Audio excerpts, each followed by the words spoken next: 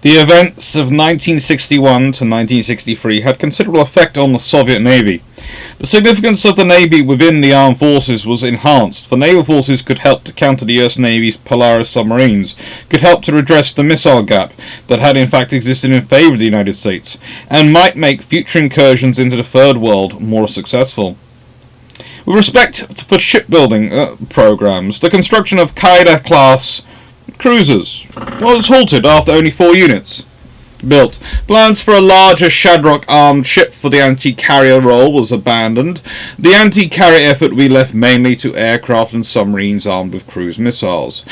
The Kinders were replaced on the building ways at the Zanov shipyard in Leningrad by the interim Kresta 1 class, which has 1/4 of the Kinder's missile load.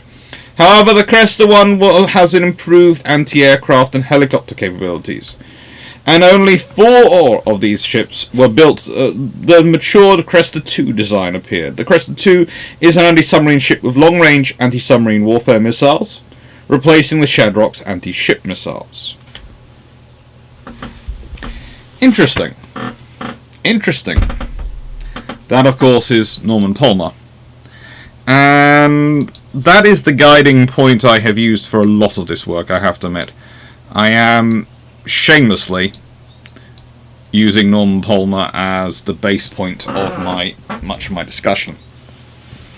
Because, for me, he was the best at the time.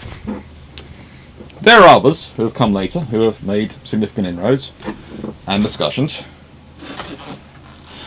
And they are certainly very capable and very good. But Palmer was the one who was at the time. I knew what he was talking about then. However, saying that, I've based a lot of my discussion on him, and a lot of my ideas on him, but I don't agree with him on everything. You see, there is a problem for the Soviet Navy in the 1960s. Khrushchev had come to power. Khrushchev had got rid of Stalin's capital ship and carrier building program, even though he secretly wanted carriers to match up with the West. But they couldn't afford it.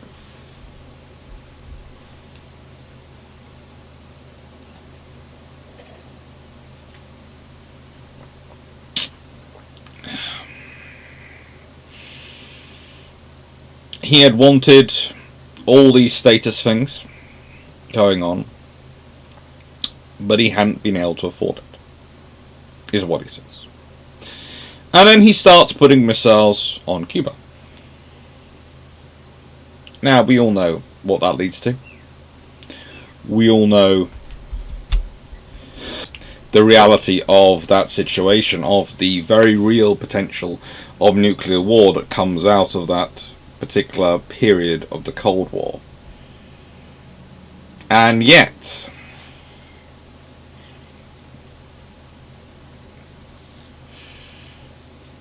the most significant thing that comes out of it probably is Khrushchev being weakened.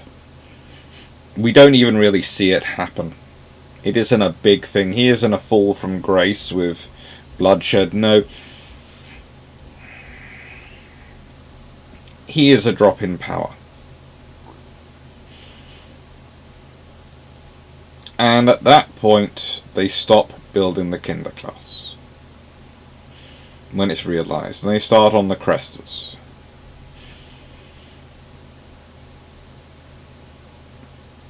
Now, someone's already chatted away on comments on the Kinder class, pointing out, oh, the salvos of the missiles were limited by how many they could control. They were. And there is a debate over that.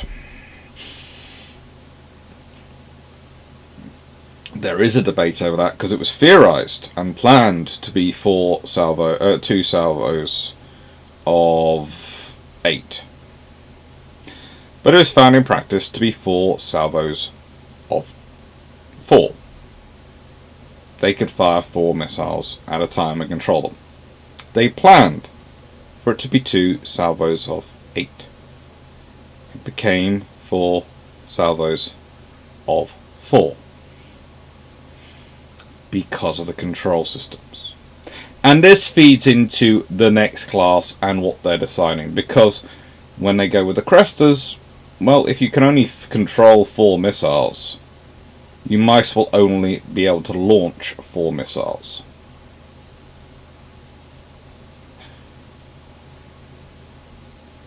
And that's why I left that out of that video.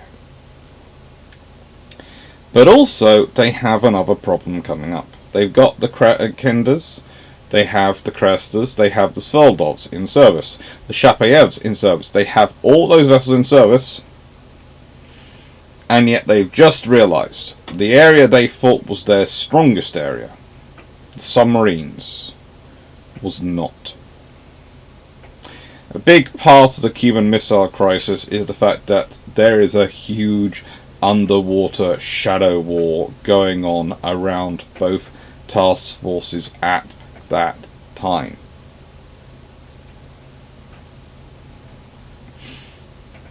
Yes, American naval aircraft pull some absolutely outrageously cool stunts, but also pretty dangerous from the point of view of what they might have tipped off, but it was necessary to try sort of deterrence. It's one of the things, if you do it right, it's good deterrence. If you do it wrong, you started a war.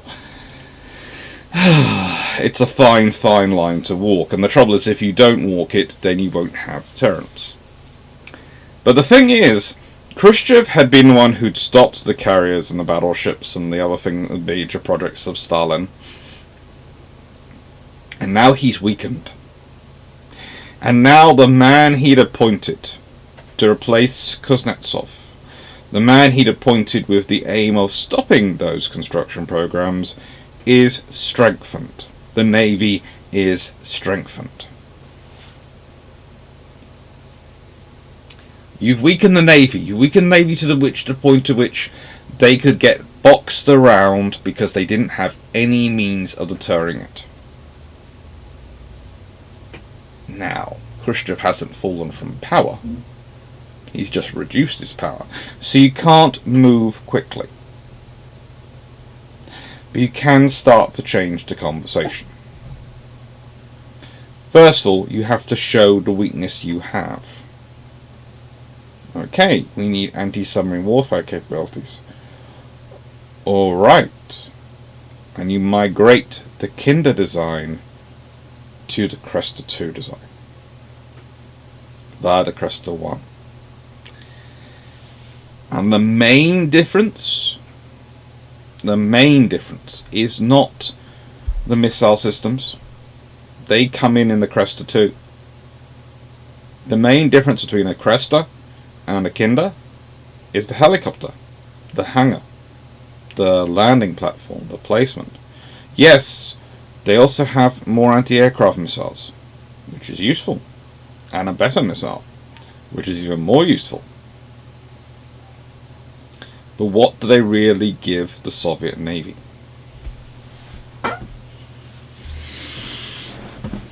They start to make the point that if you want a blue water fleet, you need aviation facilities. You need long-range anti-air firepower, and you need anti-submarine warfare capability that's organic to the fleet, not just dependent upon land-based aviation.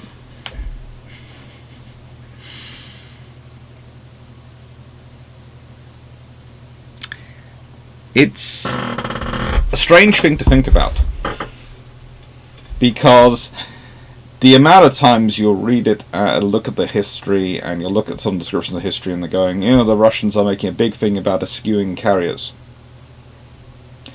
Sometimes I look at the historians who write that and go, have you never heard of the saying of, they doth protest too much? The bigger the case you make you don't need a carrier, the more likely you actually know you do need one, and you're trying to make up for the lack of capabilities with other things. They're trying to build small ships which can punch above their weight.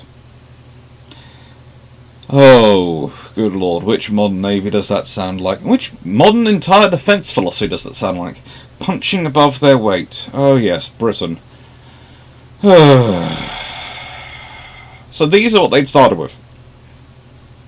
They'd started with all these ambitious plans that they could be used to take on convoys and ports and carrier battle groups by launching salvos of 8 missiles.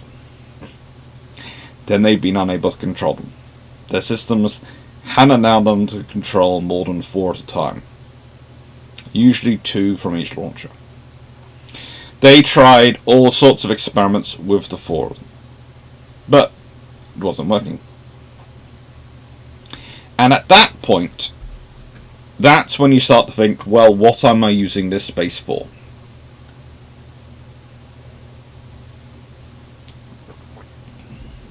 What am I using this space for? I've got 76mm guns aft. I've got a single anti-air missile, surface-to-air missile launcher forward. I've got my anti-submarine rockets. I've got my torpedoes, which, by the time the Crestas come in, actually are able to engage engage submarines. The first generation that they are fielding in the 1960s kind of are like the Mark 14 torpedo. They're built with a lot of capability, but when you start to read between the lines, you go, oh, it was that bad. Again, I start with a simple policy that I do not trust 90% of what they publish at the time. And the 10% I do trust is usually stuff where I trust that they are not trying to tell me the truth. Because the Soviet Union is all about the politics, it's all about the propaganda, it's all about perception. And it's all about managing the image. Which is fine. That's their first line of national security. Managing the image. One of the things I do realise I'm going to get quite a lot of comments from people in these videos which are going, oh, they're communists, they're evil, and I'm not a fan of communism. It's really not my idea of politics. But there again, I'm not a fan of any any political ideology which rules. I don't like ideologies. As a rule, I like pragmatic, to make it taking whichever solution works best for the scenario and going for it. But the fact is,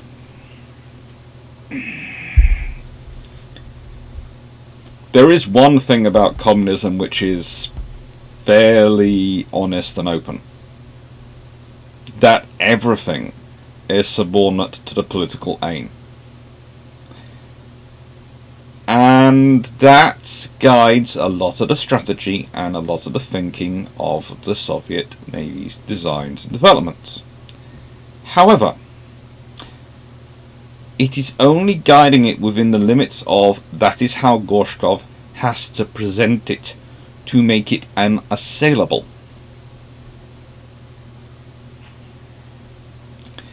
The fact that the Kinders change quite so much as they evolve with the 4 classes shows that they were never going to be the final design. They were a starting point, as were the Kresta 1s.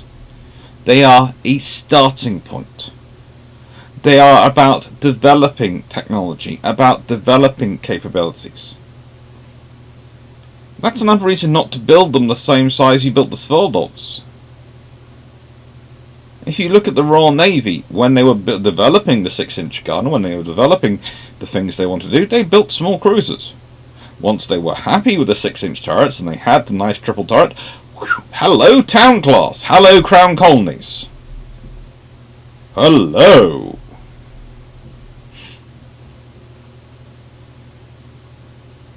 It makes sense. It's an iterative approach to design. And if we look at some of the modern navies which are building up now, China, they have followed a very similar policy of an iterative approach to design. Again, in previous videos, I have commented and discussed on the conservative nature of naval procurement, and for obvious reasons.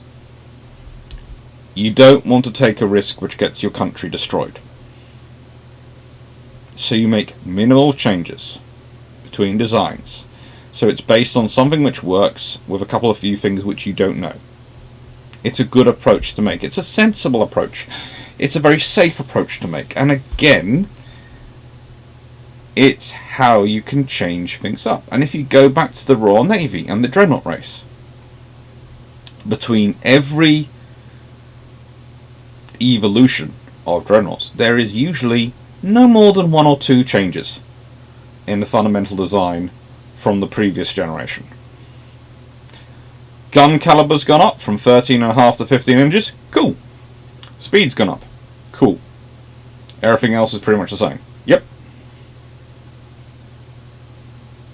We haven't put the secondary armament in turrets. We haven't done, we haven't changed to a triple turret. Nothing else has really been changed. Maximum you'll find is 3 changes. Why? Because again, it is a safe way to develop and evolve. It's taking a calculated risk, not taking so much risk. You're throwing the baby away with the bathwater. And I hope YouTube doesn't mind that little allegory. This is what we're talking about, therefore, when we are looking at these ships, when we are looking at these things that the Soviet Navy is developing in the 1960s. Do not think of them as a finished product. Think of them as steps on a path to what is coming. And I'm going to expand this up to show this.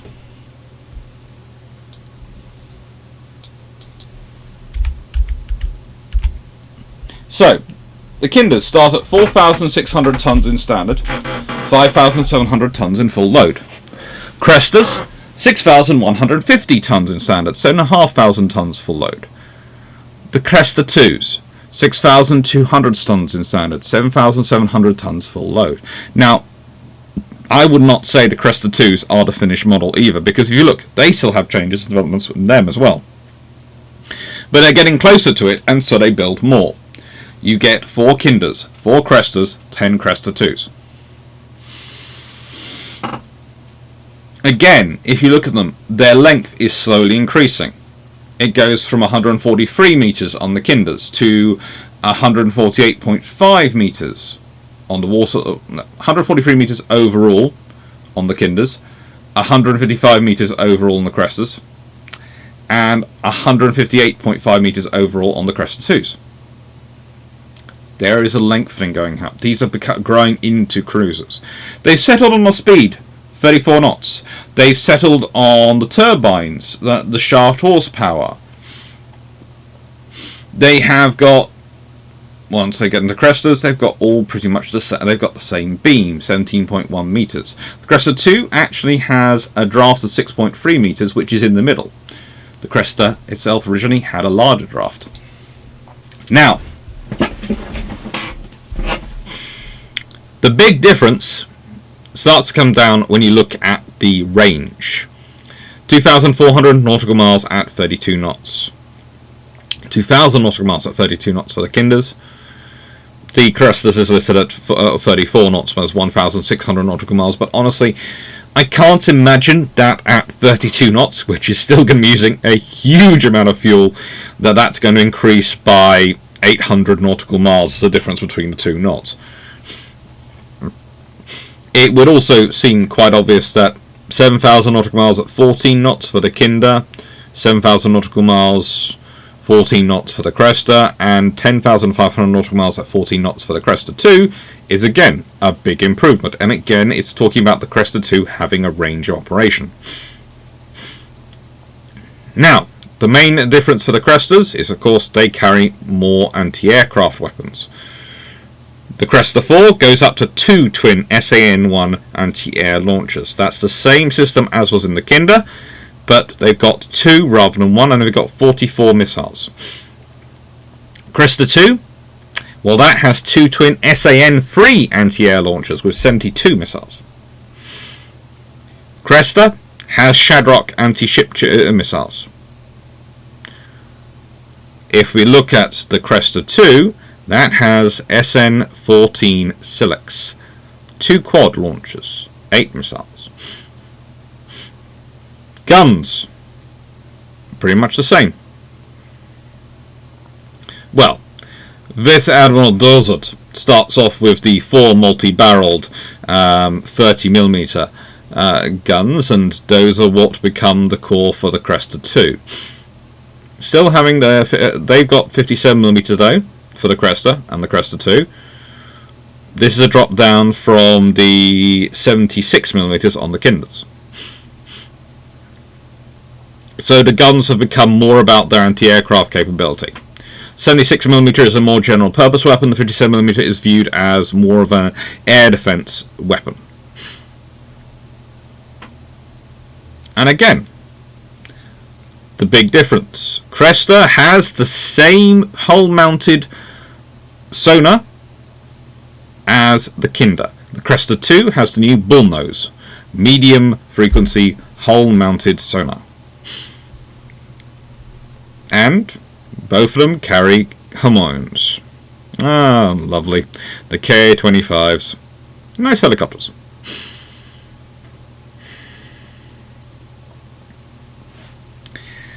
So, this is the differential. This is the evolution we have going on in front of us. And you can see there are certain things which have stayed the same the whole way through. And there are things which slowly change. They make a few changes to get to the Krestas from the Kinder. And then they make a few more changes to get to the Kresta 2 from the Kresta. But even those changes are to an extent, I put this politely, are to an extent staggered. They're sometimes even within the class. It's even from individual ships in a 4-ship class, there are evolutions going on before you get to what's built for the Kresta 2. To check it out, to test its working. And you'll see this in the differencing of their design. And this is again from Polmar's book. As you can see, the Silex launchers, which are indicated at number 5 on the Kresta 2 drawing, which is at the bottom of the screen, they are a big block. But they're also fixed in place. Whereas the Shadrock launchers, they have to angle themselves up to fire. But again, this is starting off as a position which you will then see in Udaloys and various other ships of the Soviet development of this shaping, of these wing missile positions around the bridge, which do make them look kind of menacing. They are quite a good approach to making these ships look menacing. Because let's be honest, nothing says scary like, look at me, I have 2 quad massive launchers of massive missiles next to me. You also notice that the 57mm are on the waist. They are just aft of the quintuple torpedo launchers, but they're on the waist. They're no longer on the centre line. They're on the wing. They're at the waist position on the wings, not on the centre line. The missile launchers, the surface-to-air missile launchers, are now in those positions, as is the helicopter hangar. Now, what I would also say is interesting is that on the Kresta 2, you have an overhang back here. But at no point does it seem that they actually get a towed array sonar. So you have a development of a space which would be presumably for a towed array sonar. There are towed array sonars starting to appear at this time period, but they don't fit it. Again, it's about that evolution going on. It's about a very conservative approach. First you build the space, then you build the thing that goes in the space, then you fit the thing that goes in the space to something else, which you also use as a space. Because now you've got the space, you now need to think about what to do with it. It's not exactly the quickest process known to mankind, but it tends to be a nice, safe way of producing things when you're in a scenario where if you get it wrong, whilst The more senior you are, you do get some safety from losing your head. At a certain point after Khrushchev, it no longer becomes acceptable for you to kill the person who loses the power struggles for leadership in the Soviet Union. Instead, they get retired off to go to a nice dacha and not move. It's a far nicer way of doing things. However, if you are lower down the totem pole and not publicly known, life is nowhere near so safe.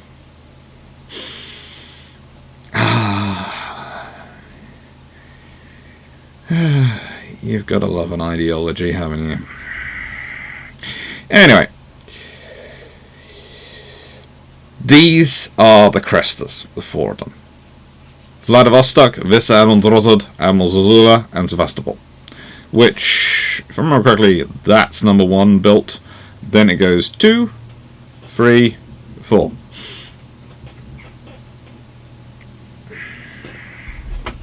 But I just like the way the pictures looked in that formation. They have interesting careers. They do pretty random stuff. Admiral Zazula, she is known for having, during testing, covering 15,615 nautical miles in 995 running hours. During testing. I don't think that was continuous, but that's what she did to test her out.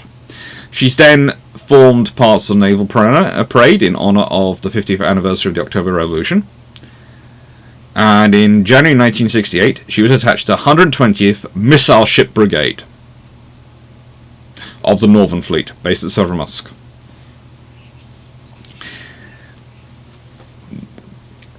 I'm not a big fan of organising ships into missile ship brigades. I would call them flotillas or squadrons, but I can understand why the Russians go the way they do. She remained part of that till October 1986. While serving the brigade, she was awarded the Navy Prize for Air Defence and achieved the first launch of a P-35 missile in October 1968. Which is pretty much while she's part of the brigade, quite early on in her career. Through 1968 to 1969, she was sent on exercises to the Mediterranean Sea to operate with the Egyptian Armed Forces, and then went sailing around the Atlantic Ocean, taking part in Okan 70. She returned to Leningrad for repairs and modernisation in November 1971, re-entered service in 1974, and in 1975 went off to operate in the Mediterranean Atlantic with Admiral Ishkov. During this operation, a K-25 helicopter crashed and a single fatality. In 1978, she was renamed to Large Rocket Ship. Now, that is what is listed as by some. However, Large Rocket Ship is one translation. Palmer puts forward that RKR, or Raketny Kresa, which is spelled Kreyser, Kresa, stands for Missile Cruiser.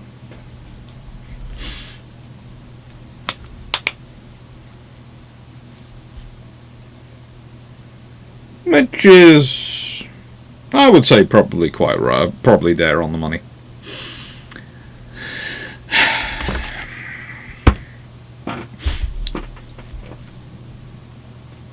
Then she joined Admiral Markov to monitor NATO exercises in Northern Wedding. Again, why NATO? Some of the exercise names. Exercise. We are going to exercise Northern Wedding.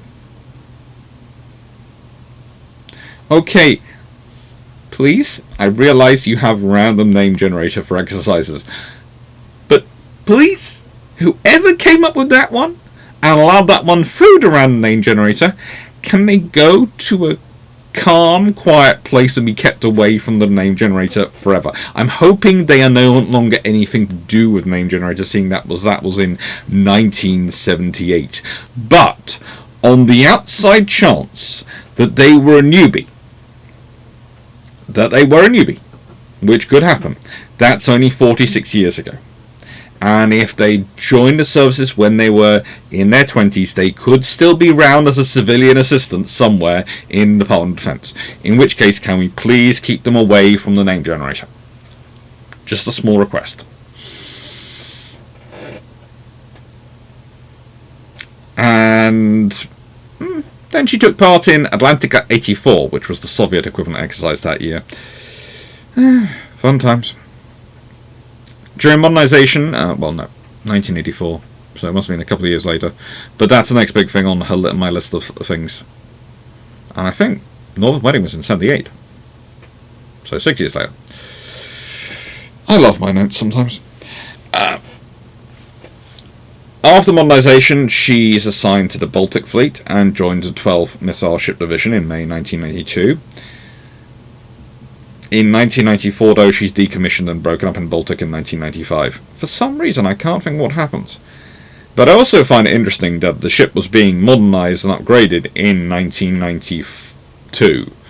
Because, to me, that sounds like a heavily worked ship, and if we go through the rest of her class, and I'm using an example of her class, that is a really worked ship. At that point, it'd probably be more sensible to be flogging her off to someone rather than trying to keep her in service. And speaking of comparisons, again, someone has already commented this. Are they the equivalent? Are these ships the equivalent of the Deutschland class? Well, the Krestas are a little less similar because the Kinders look quite obviously because you have the missile launchers instead of the big 11-inch guns. So they do look sort of like it on that policy, and it is sort of getting that way. But to an extent with the Krestas, the anti-ship missiles the surface attack missiles have gone back to being almost sort of the secondaries. And the primaries now are your two anti-air missile launchers.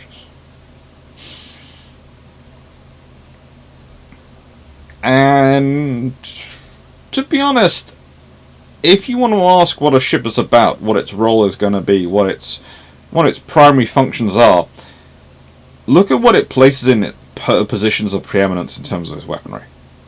Which goes fore and aft. Which is big and centerline. I'd also point out, though, that there is definitely some similarities of construction going through in terms of mast design going on here. And it's for similar reasons. You want to get things up as high as you can and stable as they are. And by the way, I did have a version of this slide which had the Type 45 destroyer on there as well for the similar point. But basically, you're trying to maximize your ability to see around the curvature of the Earth from your ship. You need a mast as high as you can go, which can also carry the weight of the equipment you want to put up there. You end up with a pyramid-style structure. It doesn't hurt, though, that the Soviets were still using shipyards which were building using captured German machine plant and had more than a little infusion of German naval architecture technology brought back with them. Not only had they had it prior to World War II, they had a fair amount of it brought back with them after World War II. Remember those race for rocket scientists? The Soviet Union wasn't just interested in capturing rocket scientists. They went for everyone they could get from Germany. And entire families of everyone who they could disappear.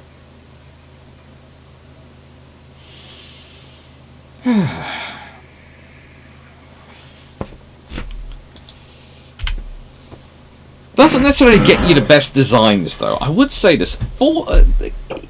There are lots of ways when you're dealing with ship design where a very good naval architect could make a decision seem totally reasonable and could argue it against anyone as being the best choice, and yet give you something which is an absolute dud. Usually they do that by just giving you what you ask for, rather than explaining what the problems are with it. So, the Metal Anti-Ship Complex. Well, it's mainly an anti-submarine weapon, but it does evolve. So, the original 60R original version was armed with a 5 kiloton nuclear depth charge. So, I think that would probably cause an issue for a submarine.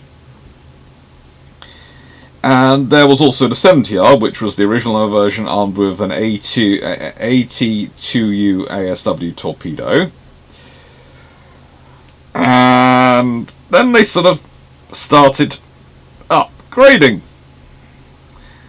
the cruiser version of the missile, using the guidance system from the SAN-3 missile, and the KT-106 launcher uses an AT-1 torpedo.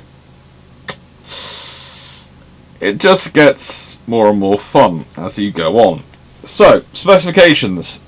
Near enough 4 tons, let's be honest. 3,930 kilograms is near enough 4 tons. Length 7.2 meters.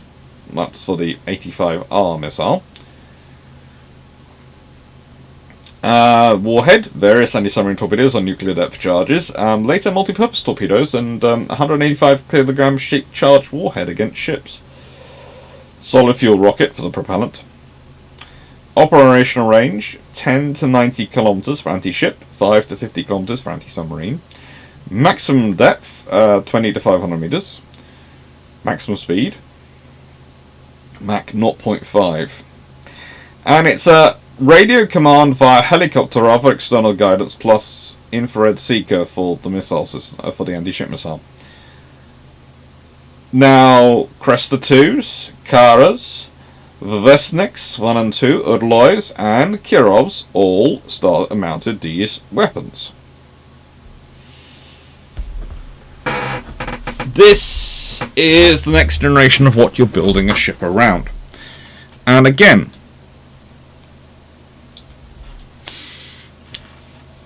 the missiles of this period are not particularly, how do I put this, complicated. They have minimal guidance, they have basically a large rocket engine, and they have a payload.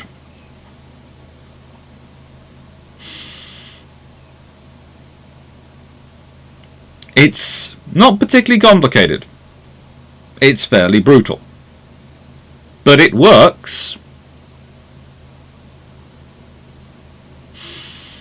It does work. And for the Kresta 2s, it was exactly what they needed to set themselves apart and start off this mantra that the Soviet ships, all their large ships, are just for anti-submarine warfare. Because again, that's a rather nice thing for NATO and various others to start writing them as. It's a very easy way to write off a surface ship in terms of a political debate if you can write it off as just being a large anti-submarine warfare vessel.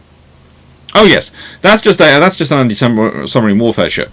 So no, we don't need to put any more funding into ship defense, or worry about them at all from a attacking a carrier perspective. We can use that money for more troops on the well, more troops in Germany and Central Europe, and deal that front. We can put more troops there. We don't need to worry about those ships.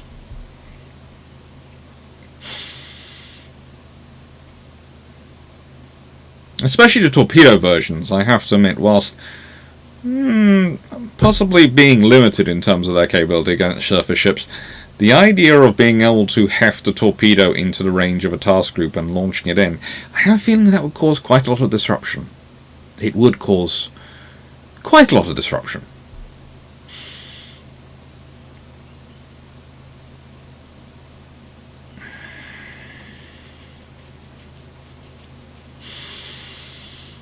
Against aerial threats, these ships carried their SAN-3 surface-to-air missiles. They carried their 57mm L80 dual-purpose guns, the 2 twin mountings, and the 4 30mm AK-630 close-in weapon systems. They have a range of radars. Now, Kronstadt and Admiral Iskov are particularly interesting examples of the class. Mainly, they're interesting because of what they don't do. And Kronstadt, I'll just focus on what she does in the 1970s. She's assigned to the 120th Missile Ship Brigade of the Northern Fleet on the 9th of March 1970, under the command of Captain Lev Yevdokimov. Yevdokimov, I think. After completing tests, she was relocated from the Baltic Fleet to the main use of the Black Sea Fleet at Sevastopol. From basically May to July 1971, she cruises over Musk, the main base of the Northern Fleet, and then operating Mediterranean Fleet along the way. Between September and October that year, she observes and monitors NATO exercise Iron Knight. In 1972, she participated in the rescue of the Soviet submarine K-19 in the North Atlantic, working alongside Leningrad, which of course was, well, a Moskva-class helicopter carrier, the Alexander Nevsky, another cruiser, and the Vice-Admiral Drozd of the previous class, and the submarine tender Magmo-Gunners, guard ship SB-38, and rescue ship Karpate. During the operation, her air group, which was led by V.G. Semenkin, distinguished itself, and the ship was given a red banner by the Executive Committee of the City Committee of the Communist Party of Sochi as thank you for their service.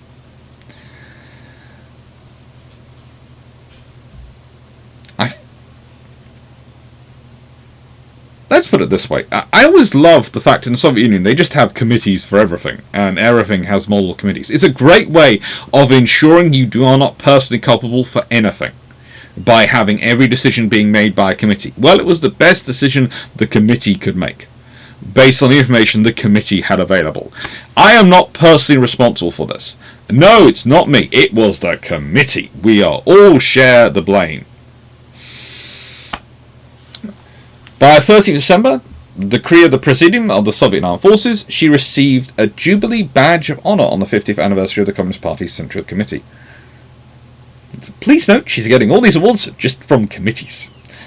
On the next day, the cruiser's Komsomol organization received a commemorative red banner from the Komsomol Central Committee, and their ship was added to the Northern Fleet Military Council's Book of Honor. So, what can we take from that?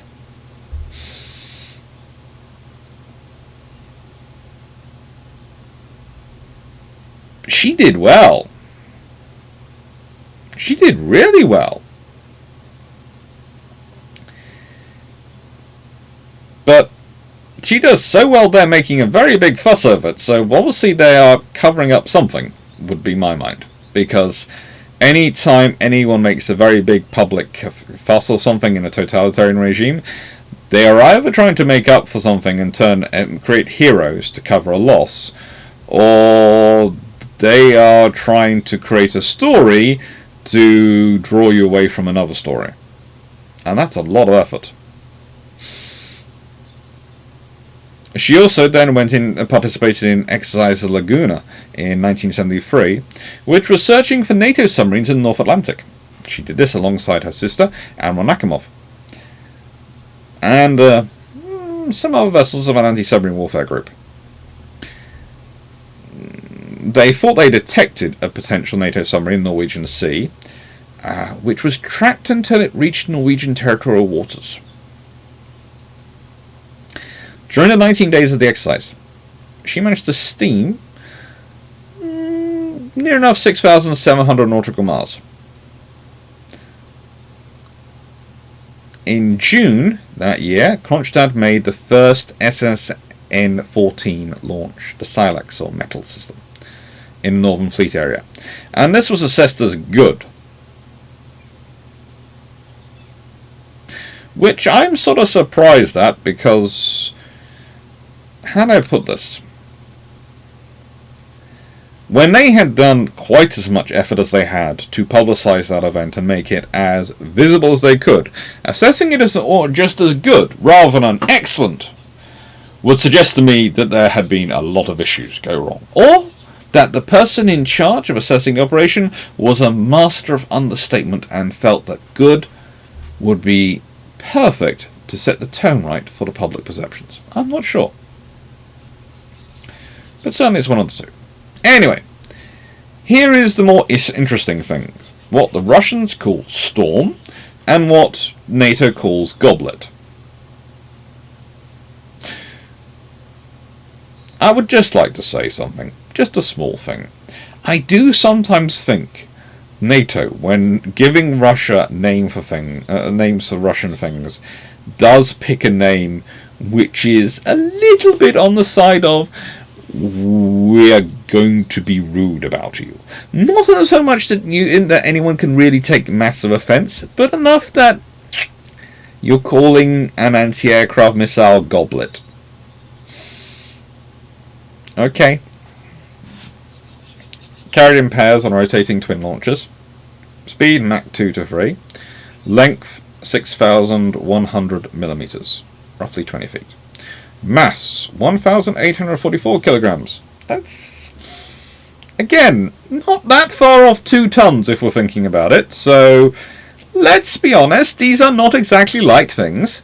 Warhead 80 kilograms. Okay. That's kind of a small warhead for that size of weapon.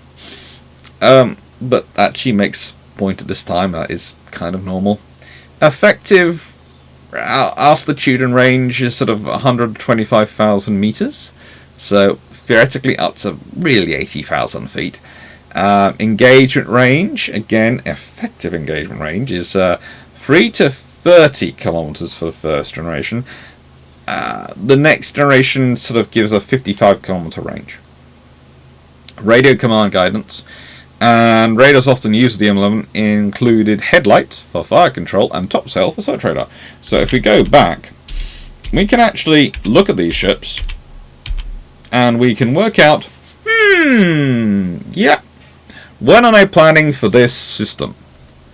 When are they planning for this new missile system to go in? And we can think about that because we can look at the radars. Ooh, headlights. They come in with the Kresta 2s.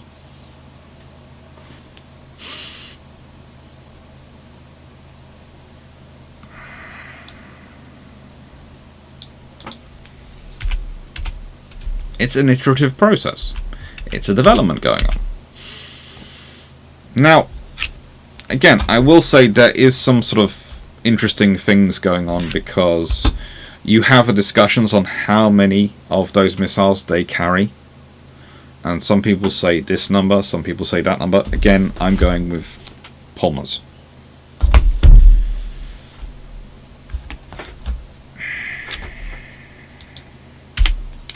So, next two ships. The Admiral Makarov and the Admiral Nakhimov. Now, Nakhimov we've already mentioned, so let's talk about Makarov. Makarov has a fun career, really. She was relocated in the 1970s to Baltisk in preparation for a voyage to the Northern Fleet. Now, she had been built in the Zananov shipyard, and she basically spent most of her time there in the early 1970s.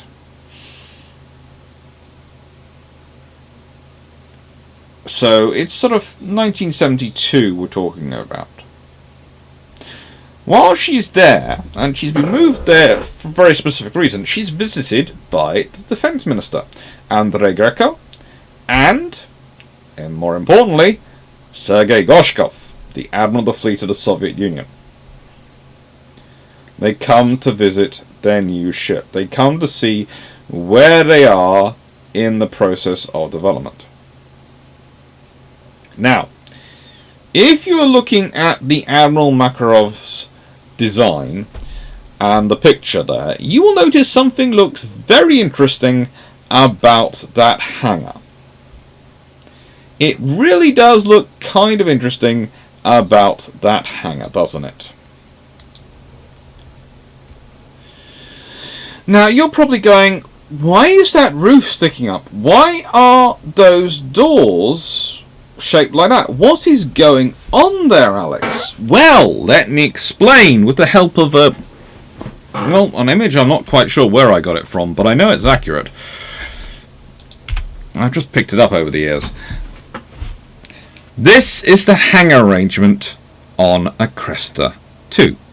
You will notice the flight deck is raised up. As mentioned earlier, the flight deck is raised up, which presumably could be used as space for a towed array sonar. But of course, they don't fit a towed array sonar, so it's raised up. But there's nothing really using that space. But they've kept the hangar in, broadly speaking, the same profile and position as it is on the Kresta 1. Instead of raising the hangar up, which would have caused them to have to raise up the aft surface-to-air missile system and change around some of the features to that, they have instead fitted it with a roof which pops up, doors which open, and a system whereby the helicopter is brought down, in, and tucked down below flight deck level.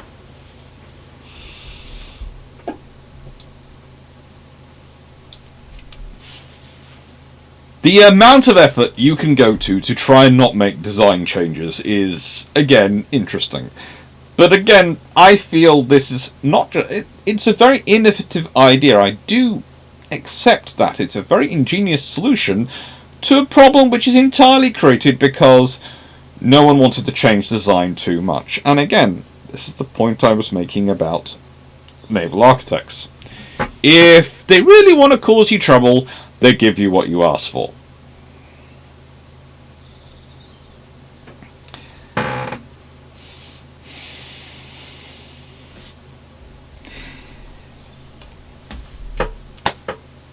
Basically, this design is also used on the Udaloy class. Even more fun. And so the roof would retract, ramp raises up, occasionally lowers the hangar, but at the plane. So basically, at the helicopter. So basically, you see this floor here goes up, helicopter goes on, and then it goes down. A whole load of weight and systems and technology which can go wrong sitting at your rear. It's just brilliant when you could just raise the hangar up, and you could have just raised the missile up. And then you've had more space in your ship and might have actually been able to fit that towed array sonar. But again, to me it highlights the fact that there is a lot of innovation going on in the Soviet Navy, but it's a lot of innovation to keep things iterative, because that's the safe approach to development. And so we have to not think of ships necessarily as representing a finished point, or a point at which we can go, oh, this shows exactly what the Soviet Navy want to build. Really? It does? But it's a step along the line. It shows you what they're emphasizing in this design and what they're thinking at this point, but it doesn't necessarily show you the finished result of what they want. It shows you what they're aiming for, perhaps, if you can look back at previous ships and see where it's going as progression. But you really can't be sure until you see what the next ship looks like, what it was aiming for. The AK-630. Now, this is an interesting system. It really is. It's been around for a long time. It's been produced since 1972. And its first design was started in 1963. The first operational prototype was completed in 1964.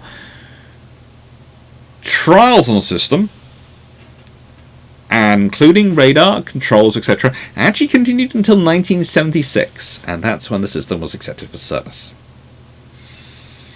However, they then deployed it on ships, and unsurprisingly, it broke a lot, as problems that had not appeared in the trial scenario were exposed in its application, which is code for things we never thought of testing because we never asked the people who might know what was testing actually went wrong. And so they corrected these, and the new system that's eventually fitted is known as the AK-630M. Now, it's still around in various versions to this day, and its effective firing range is probably 4,000 meters. Its rate of fire is, well, for the M variant, was 4,000 to 5,000 rounds a minute.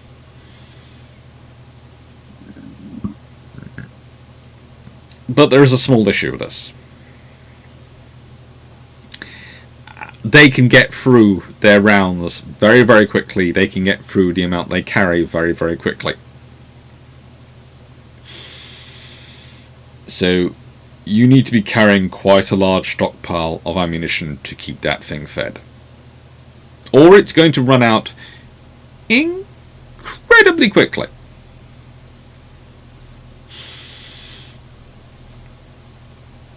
But hey, it has a traverse of,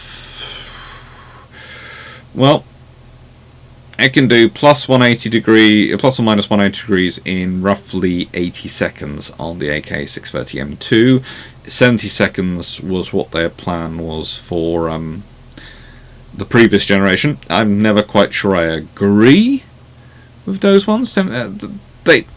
It's basically, it's 70 degrees a second, or 80 degrees a second, and I think from my own occasionally watching them, I'd say the figure's probably closer to 60. But videos have video footage, and they're not quite full degrees, so it's an estimation, and it's still blooming fast.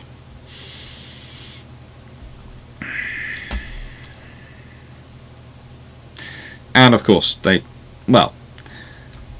original variant could go up to 88 degrees, or minus 12. The latest variant can do up to 90 degrees, or minus 25. So that's quite a good field of fire. Admittedly, World War II, that would have been a very useful thing to have.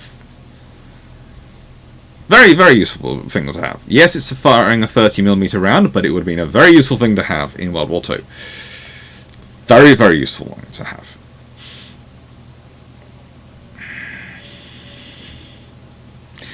So, Marshal Voshlov.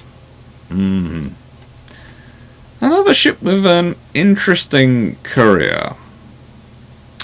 She was the first shipment of the class completed with the MR123 Vimpel fire control radar for the AK-630s.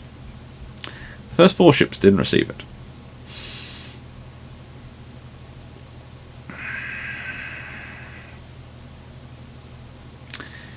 She was commissioned in September 1973 under the command of Captain 2nd Rank Alexander Kosov.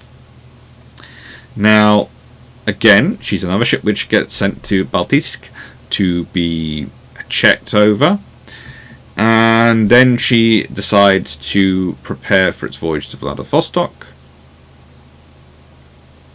and sort of it's getting ready, and again goes to Vladivostok. While going through the English Channel, for some reason it's shadowed by the Royal Navy heavily, and they extensively photograph her.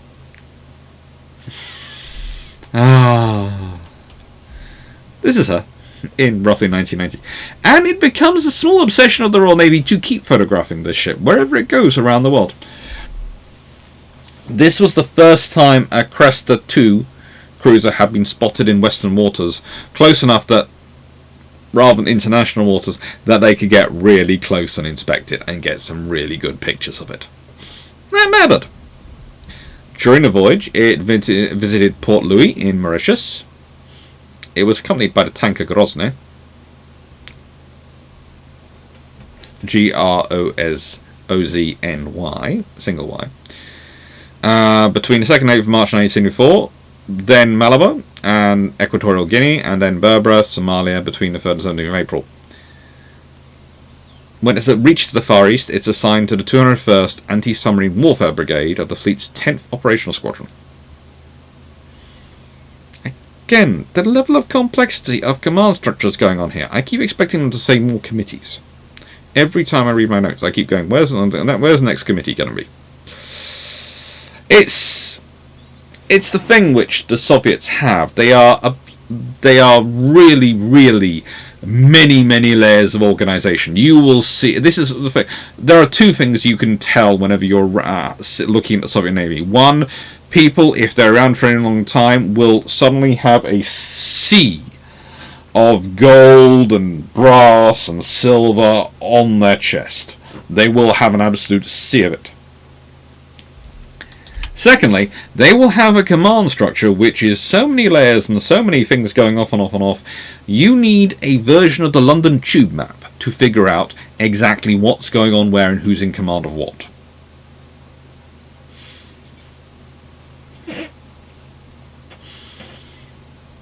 She then spends quite a lot of her time, even though she's technically based at Zolotorog on the Sea of Japan, operating in the Indian Ocean.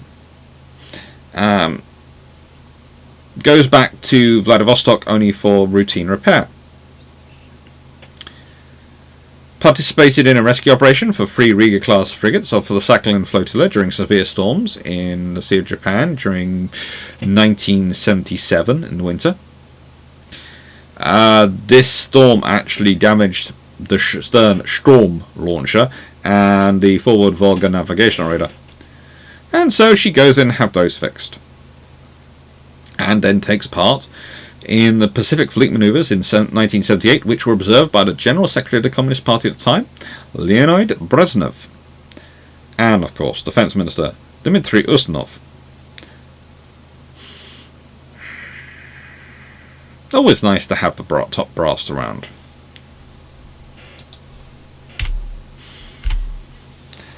Now, this is what all that hangar mess was about. All that capabilities, all those things at the back were about taking this, the Kamov K-25, which, well, I'm not really always sure if it's necessarily worth it in the first versions. Later versions certainly get very interesting. Later versions certainly get very interesting for their time. Earlier versions, well, their first hovering flight was 1963. They're introduced into service in 1972. They're produced from 1965 to 1977. The previous version, the Ka-20, which they'd have sort of developed from, is really interesting. It's a demonstrator, and it's displayed in the Ticino Aviation Day display as well in 1961. But it has issues in that for its flight time it requires a massive amount of maintenance. However, anti-submarine helicopters and anti-submarine aircraft were the way forward, and so they eventually managed to build it. And whatever it might look to our eyes, accustomed to the helicopters we have today, for the time, it was not bad. I can be equally rude about some of the Western helicopters at the time, because there were a lot which had interesting ideas.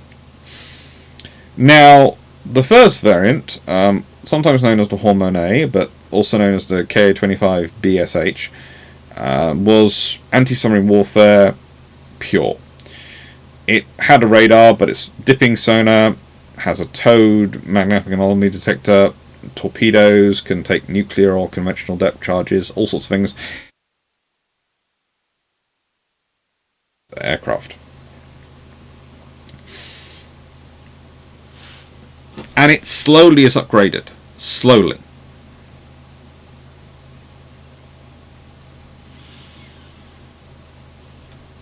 There are no current operators, but former operators include the Bulgarian Navy, the Indian Navy, the Russian Navy, the Soviet Union, well, of course the Soviet Union, the Syrian Navy, Ukraine, Vietnam, and Yugoslavia. Interesting one there for me is Yugoslavia. They are the most picky when it comes to aircraft. Yugoslavia really wouldn't be pushed around. They might have been another communist nation, but honestly, whenever they turned around and didn't like what the Soviet Union were trying to sell them, they tended to build their own. So it shows that by the time they procure it, definitely, it is a reliable and worthwhile investment.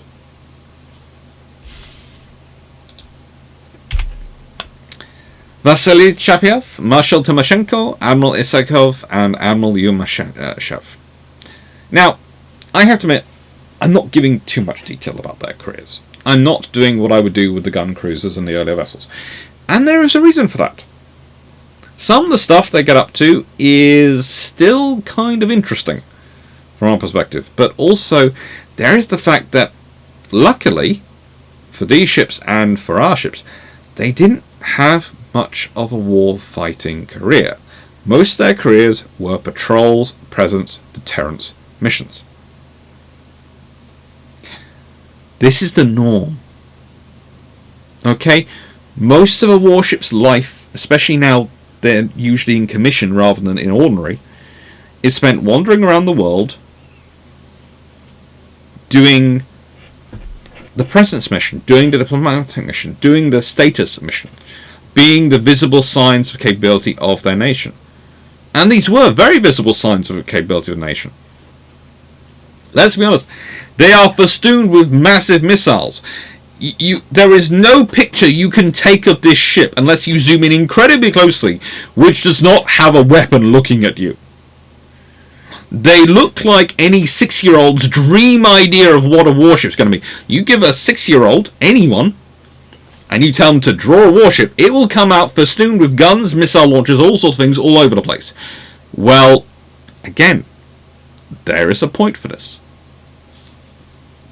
And there is a point of this that's going on. Because as I said in the previous video, the politicians of the time, a lot of them are World War II veterans, and a lot of those veterans are using their experience to try and guide what they need to do. And therefore you have weapons which they are familiar with, and weapons which they aren't familiar with. And then they are familiar enough, the ones they're familiar with, that look similar to ones they knew, they're scary enough because they know their capabilities. But they also know you're packing these weapons as well, and that gives them a point of reference to start to thinking, these weapons are very powerful, these weapons are scary. It's good psychology, it's good politics, it's good image projection. And it's actually good to do it in an iterative way, although I don't think this was the Soviet intent, because if you're replacing those older weapons which those people have as a base of reference with these newer weapons, you automatically, if you're a person who's familiar with those weapons which are being replaced, going, well, hang on, those were scary and capable. They're replacing those with these? They must think these are way better than those were. Sugar. That is what is part of it. It's an effect of it. It's not really an aim of the process. Now, Timoshenko is probably my favourite name for it, but mainly for one of these ships. But mainly it's because this is, how do I put this politely?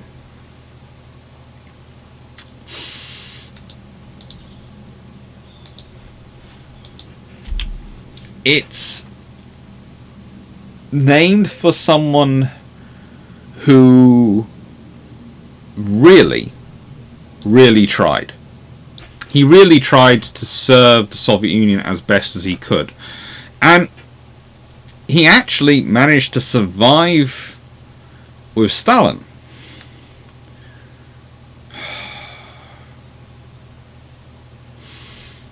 Which is a feat. It's a feat.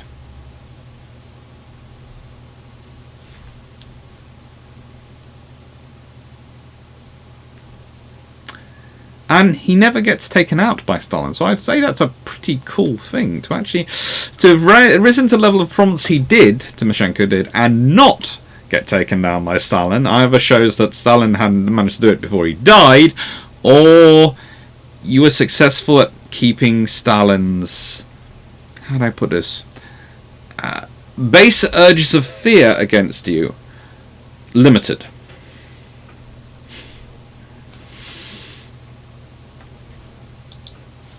An interesting ship. So what are they in summary? Are they cruisers? Are they large anti-submarine ships? What are they? Well, why can't a cruiser not be a large anti-submarine ship? We accept the Didos, we accept all sorts of vessels as cruisers when they are anti-aircraft ships. Anti-submarine cruiser doesn't seem anything wrong. And yes, on the face of it, this ship seems to be not that well armed for anti-ship engagement. Other than, honestly, I think if you set off a nuclear depth charge anywhere near me on a ship, I would not want to be on that ship. I might well survive, depending on this distance, etc. But I don't think it's going to be a pleasant experience. I really don't think. So, whilst, yes, technically anti-submarine weapons, they're not exactly things that if anyone here really would like to comment and say they wouldn't mind being on a surface ship when a nuclear depth charge goes off, be my guest, but I will probably not believe you. These ships are, again, designed with presence in mind. Yes, they're going to form part of the anti-submarine task force. Yes, they're going to form part of the force of the Soviet Navy. Yes, they're going to be command assets, commanding and leading groups. But they're also going to be the presence ships going around the world showing off their capabilities. These are what these ships are about.